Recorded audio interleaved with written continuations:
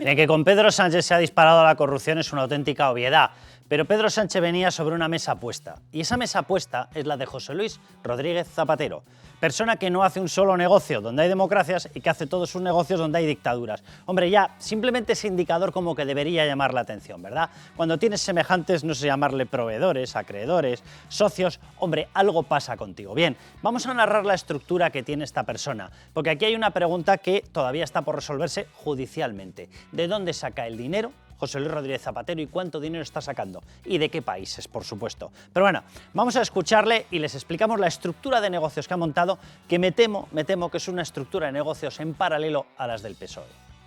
Y las desigualdades que hoy vemos en muchos países que se incrementan serán inaceptables en poco tiempo para una conciencia crítica de la convivencia en la comunidad internacional.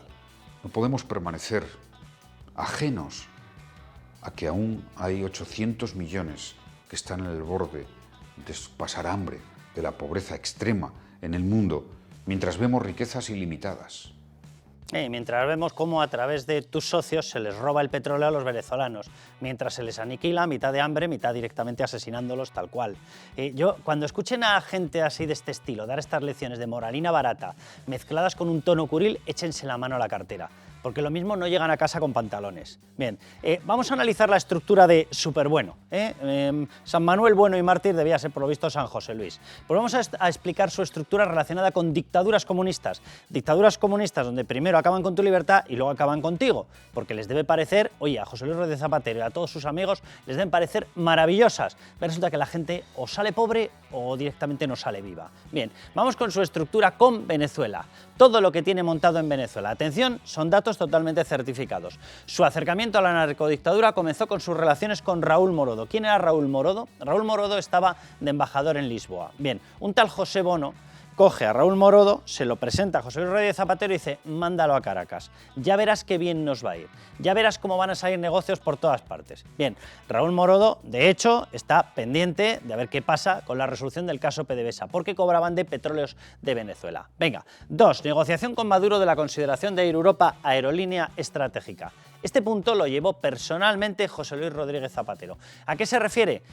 Todos sabemos, ¿verdad?, lo del rescate de Air Europa. Pues hubo una fase previa en la que el embajador de Air Europa en Venezuela se llamaba Zapatero y en la que consiguió que Nicolás Maduro los considerara como directamente aerolínea estratégica. ¿Por qué? No estaría de más que nos lo expliquen. Porque, hombre, los negocios de Venezuela como que son un tanto extraños, ¿verdad? Vale.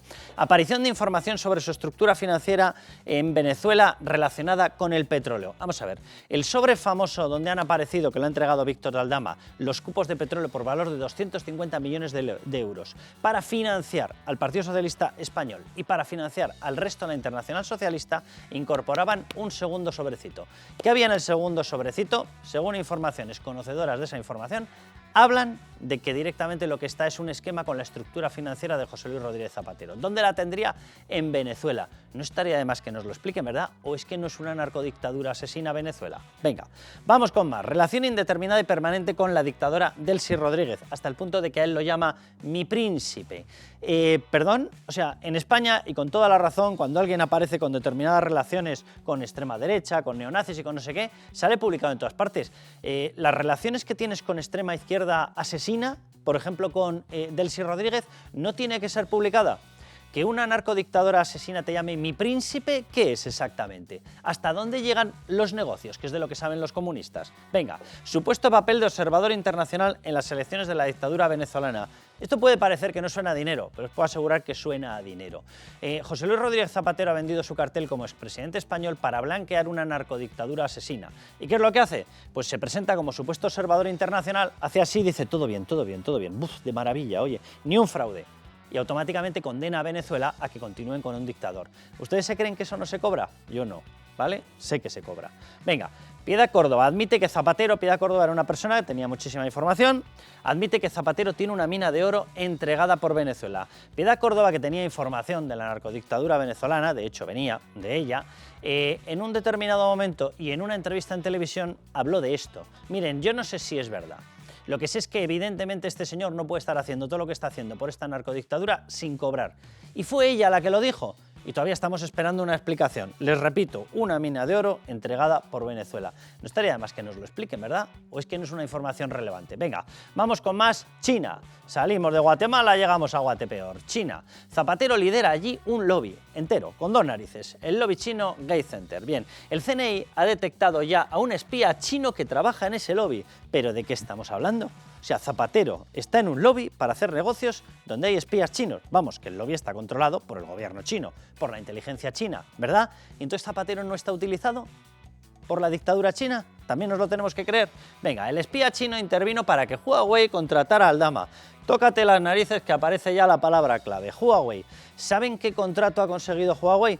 Bueno, pues en estos momentos el del mantenimiento de las redes policiales donde aparece la información más sensible. ¿Perdón? Huawei en un lobby con un espía chino donde está Zapatero. Oh, no había otra forma de tener los secretos bien guardados. Venga, vamos a más. Aldama hizo gestiones ante Ábalos para impulsar Huawei dentro de este encargo. Sánchez ha hecho 3 rondas de viajes a China para santificar absolutamente todo y Zapatero multiplica sus contactos con China de forma diaria. Miren, ¿qué quieren que les diga? Vamos a ver, el Partido Socialista, porque Pedro Sánchez ha ido, porque Pedro Sánchez bendijo la llegada de Delcy Rodríguez, porque Pedro Sánchez ha bendecido al lobby que nos mete determinadas empresas. Los negocios de Zapatero son muy distintos de los negocios del PSOE. Cuando se abre el sobre y aparece una vía de financiación ilegal para el PSOE, más toda la Internacional Socialista, y en paralelo aparece otro sobrecito con datos financieros de Zapatero, ¿tenemos que pensar que es que no están conectados? ¿O es que quien manda en el PSOE es Zapatero y quienes mandan son los negocios trazados por Zapatero?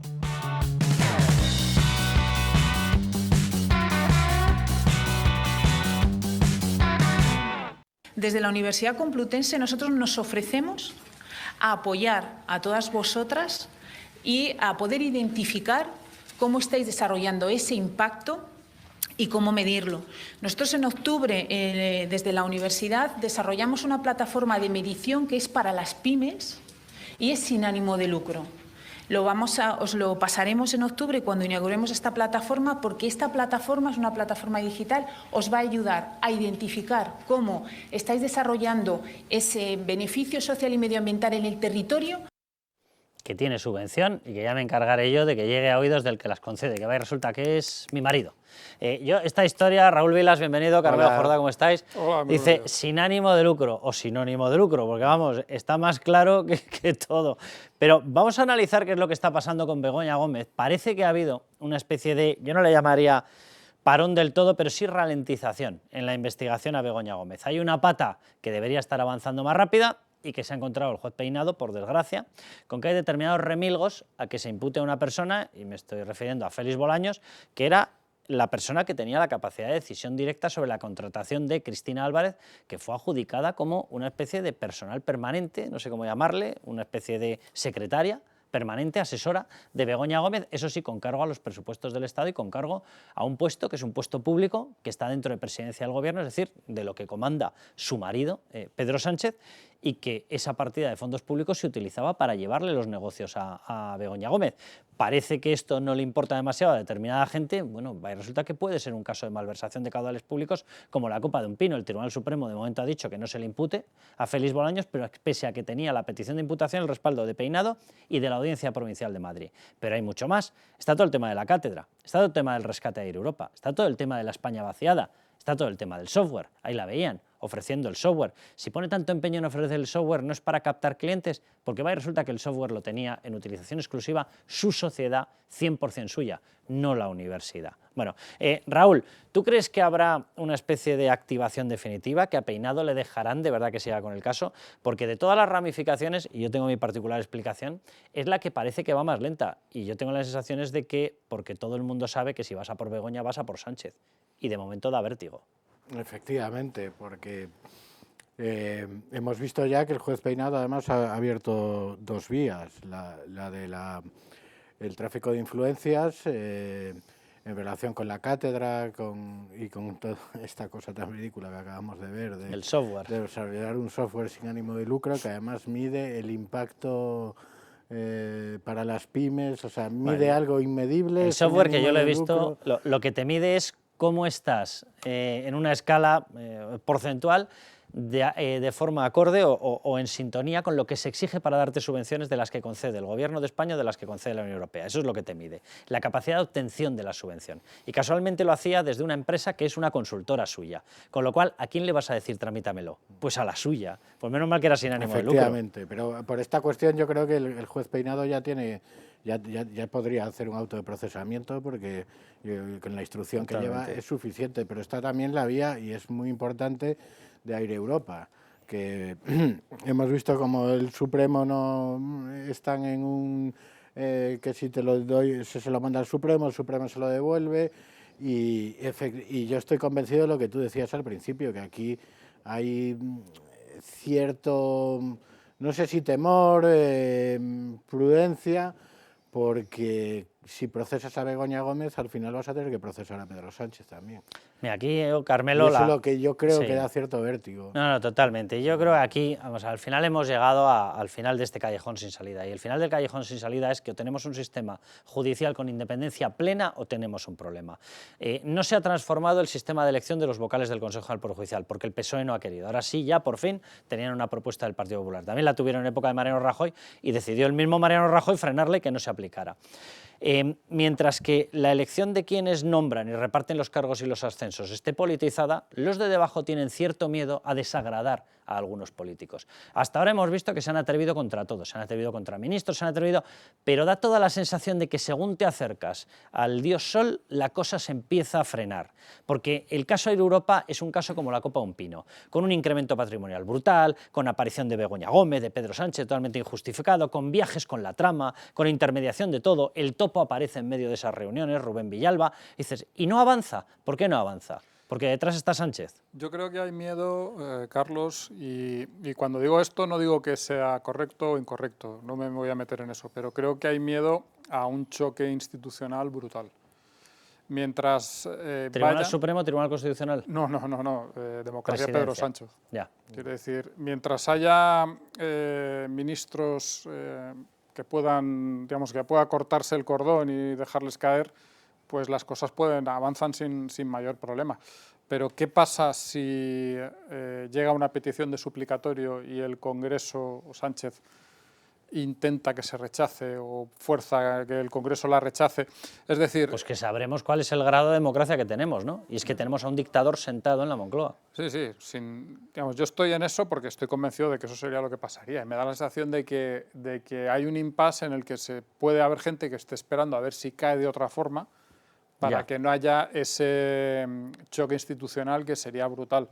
Que sería brutal a todos los sentidos, que yo creo que le haría mucho daño a este país, le haría mucho daño, obviamente, desde un punto de vista institucional, lo que dices, sabríamos muy bien que no estamos en una democracia, y le haría mucho daño también en una cosa que llamamos así como imagen internacional, que parece que no tiene mucha importancia, pero que es fundamental a la hora de para muchas cosas. No sé, la primera que se me ocurre, que sabes que es algo que a mí me gusta, es los viajes. No te voy a decir que la gente deje de viajar, pero empiezas a tener dudas con un país en el que hay una crisis institucional si el problema tan es que fuerte. No puedes solucionar las enfermedades hasta que no sabes que las tienes. Pero bueno, dicho eso, ¿quién utiliza el tiempo de este impasse? Pues lo utiliza Begoña Gómez para seguir con sus negocios. Escuchen.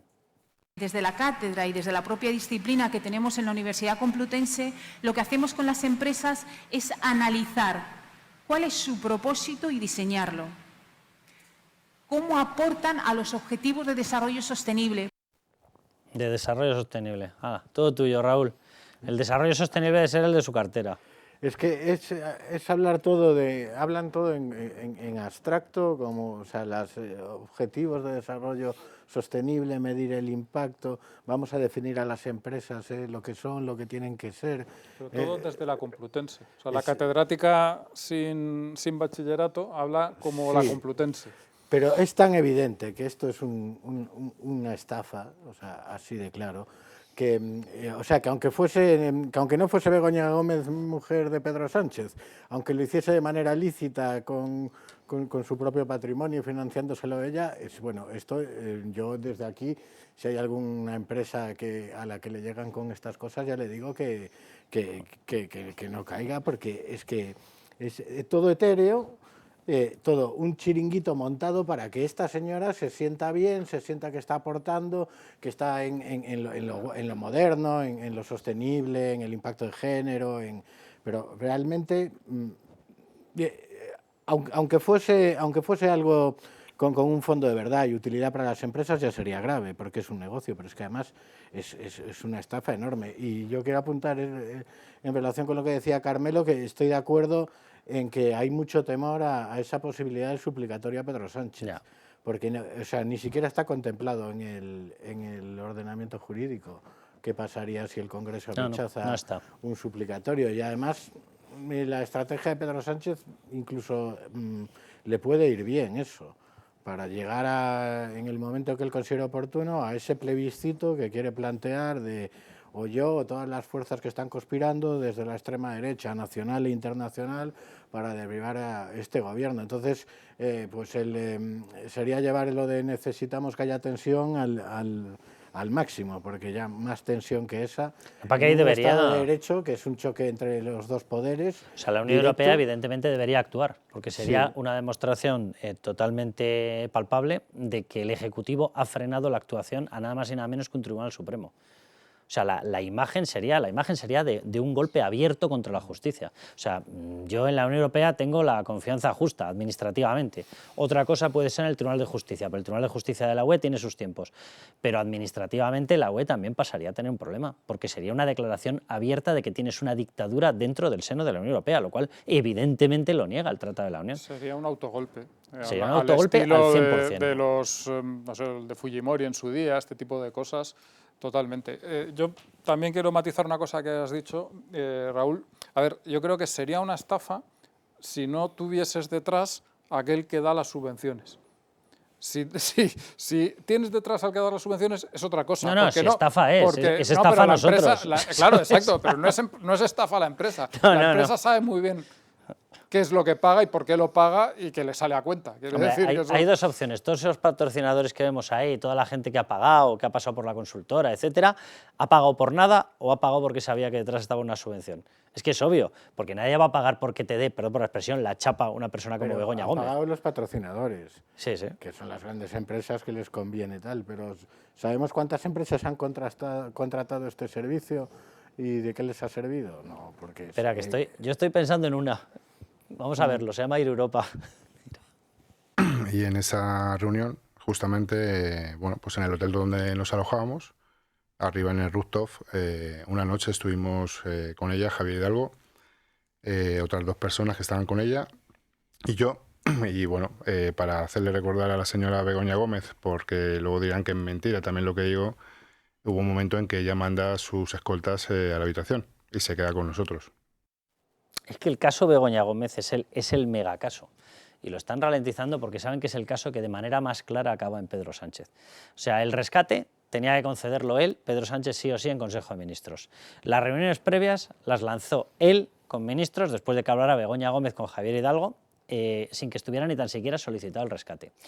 Los fondos de la España vaciada se reunía Begoña Gómez con Teresa Rivera y ha montado una estructura que pasa por el hueco, con rebote, con una ONG, ¡paf! Y acaba en República Dominicana. ¡Qué casualidad! ¡Qué casualidad! Es decir, todos los casos, todos tienen un paralelismo en Begoña Gómez. Y las empresas, es que no estamos especulando. Es decir, no, las empresas pagaban... Por algo. Pero no es especulación, es que lo vemos, es que ahí está el rescate, es que son cientos de millones. Es decir, una cosa, esto, digamos, más allá de que jurídicamente las cosas lleguen a lo que lleguen al final, porque, bueno, pues la justicia es así a veces y ya estamos viendo las dificultades que hay, pero es que el escándalo es mayúsculo, es que es alucinante. Es decir, o sea, la señora del presidente del gobierno tiene negocios, que ya es algo que habría que preguntarse en qué país civilizado puede pasar algo así, y en esos negocios está la empresa a la que el presidente del gobierno le da un rescate de cientos de millones. Es que no hace falta más. Es que es que no hace falta más. Es que ya estamos especulando, claro, y estamos buscando una verdad jurídica, ¿no? Que necesitas que en qué momento ocurrió esto, cómo se puede demostrar, pero vamos, la verdad política es abrumadora. Y las empresas que patrocinaban lo hacían, entre otras cosas, porque la señora a la que contrató Bolaños las llamaba, era una de las funciones de esa funcionaria a cargo de de Cristina Álvarez. Efectivamente, era Recordar a las empresas, oye. cuando no la propia Bego von Reiser, que también sabemos que mandaba ella misma. Hay un caso que es brutal, que es el de Google, que entró a los patrocinios estos famosos y entró al tema del software y ha estado por todas partes. A Google se le amenaza con la tasa Google y la tasa Google está suspendida. Dices, perdón, después de que entrara a todos los mejunjes y dices, oye, mira, no sé, llamadme loco, pero es que tiene una pinta espantosa. Y qué casualidad que el director de Relaciones Institucionales fue fichado del Partido Socialista. Qué casualidad. Dices, oye, Google, tanto, es que si los algoritmos, una cosa así muy mística, sí, muy mística, tan mística como lo de toda la vida. Pero bueno, venga, vamos a ver, más negocios de Begoña Gómez. Venga, la España vaciada.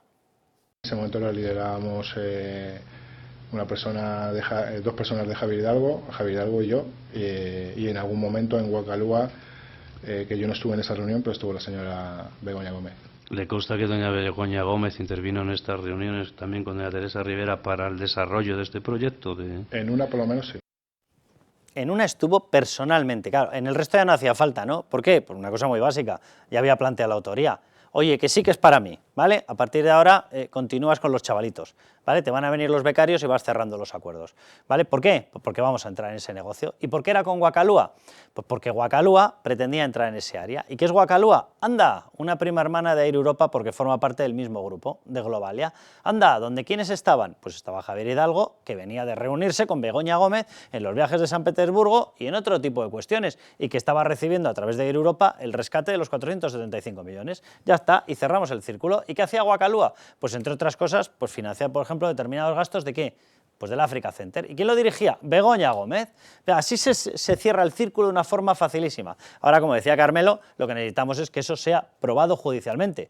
Pero vamos, más allá de la prueba judicial que pueda llevar a una condena o a la apertura del caso de forma definitiva, hay una cosa que es obvia. O sea, se pedían las ayudas, había reuniones con el gobierno de tu marido y acababan dándose los negocios, las ayudas o los rescates. Pues ya está, muy sencillo. Venga, vamos con todo lo que está rodeando en estos momentos y con todos los posibles delitos que tiene encima de la cabeza Begoña Gómez. Tráfico de influencias y corrupción en los negocios. Atención, en julio del año 20, Begoña Gómez firmó 2 cartas de recomendación para Juan Carlos Barrabés, de cara a contratos públicos y sus empresas Barrabés Esquí Montaña e Innovanex. Esta es la que más se llevó. Bien, recibieron 3,274 millones y 1,480 millones respectivamente del ICO.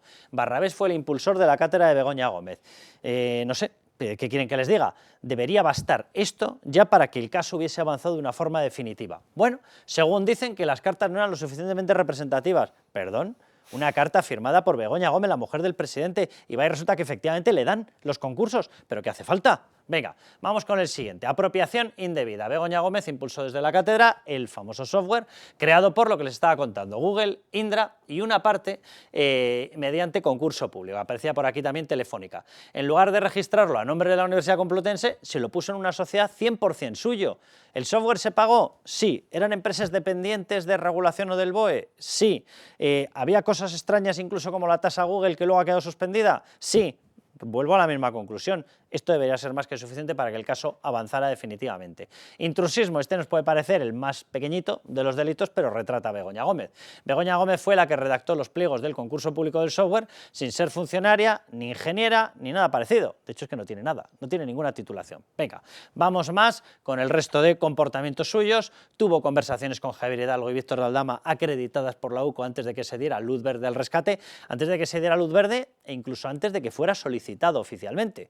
¿Qué hacía ahí? Evidentemente esto, que esta es la pata donde estamos solicitando que ya de una vez le permitan al juez Peinado avanzar con el caso de Europa, a mí me parece de las más graves, porque directamente fue su marido el que acabó concediendo ese rescate. Begoña Gómez también usó a Cristina Álvarez, aquí se está investigando malversación de caudales públicos, asesora de Moncloa, que a su vez envió, lo que decía Raúl, correos a empresas privadas para que patrocinaran la cátedra. ¿Esto no es tráfico de influencias? ¿Esto no es malversación? Vamos a más. Visita oficial a Ghana para hacer negocios de Begoña Gómez entre el país africano y así se presentaba ella, el despacho de la esposa del presidente. O sea, tienes las santas narices de presentarte como, no, yo soy la responsable del despacho de la esposa del presidente. que a su vez estaba subvencionando a este país. Maravilloso. Negocios con Zurapol y Likashvili para llevar a cabo proyectos en la España vaciada con subvenciones de la OMT y del Gobierno, tras recibir, casualmente, la OMT una sede gratis en Madrid de manos de Pedro Sánchez, más 24,4 millones. Y por último, mediante el IE, el Instituto de Empresa y el Africa Center, Begoña Gómez cerraba negocios en la alianza AP de Maroc. ¿Y qué ha ocurrido con Marruecos? Donde está evidentemente AP de Maroc, que ha recibido todo tipo de trato privilegiado por parte de Pedro Sánchez. O sea, tú coges toda la maraña y dices, perdón, que se está frenando el caso, ¿pero con qué motivo? Sí, desde luego el motivo no es, o no parece ser jurídico. Y vamos a lo que decíamos antes, la justicia, por desgracia, a determinados niveles tiene como muy difícil, por no decir imposible, desligarse de la política a determinados niveles. Y en esas estamos, pero el caso es que es absolutamente brutal. Y lo que es absolutamente brutal es que más allá de lo que decíamos, más allá de la justicia, esto no haya provocado ni una dimisión, ni una explicación, ni una petición de disculpas, nada de nada. Estamos aquí, no sé, es decir, como si lo normal fuese que la mujer del presidente del Gobierno tuviese negocios con las empresas que luego son beneficiadas por el Raúl, Gobierno. La ley Bolaños, el último golpe de Pedro Sánchez contra la justicia, que coge velocidad de crucero a la vuelta de verano, es un desafío abierto para intentar frenar los casos, para quitarle las instrucciones a jueces independientes, para que manejen todo el proceso fiscales totalmente fieles a Pedro Sánchez y demás.